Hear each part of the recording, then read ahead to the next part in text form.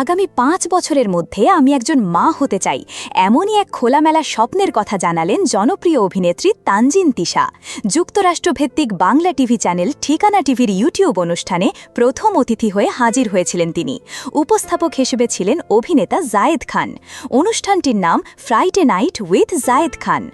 অনুষ্ঠানের এক পর্যায়ে জায়েদ খান প্রশ্ন করেন, ৫ বছর পর নিজেকে কোথায় দেখছেন? কোনো দ্বিধা ছাড়াই তিশা উত্তর দেন, আমি বিয়ে করব এবং মা হব। তার চোখে মুখে ছিল আত্মবিশ্বাস আর আশার দীপ্তি। তিশার ভাষায়, ক্যারিয়ারের পাশাপাশি ব্যক্তিগত জীবনও গুরুত্বপূর্ণ। মা হওয়াটা আমার জীবনের বড় স্বপ্ন। তিশার এমন সাহসী ও মানবিক উত্তর শ্রোতাদের হৃদয় ছুঁয়ে গেছে। অনুষ্ঠানটির পরপরই সামাজিক যোগাযোগ মাধ্যমে প্রশংসার বন্যা বয়ে যায়।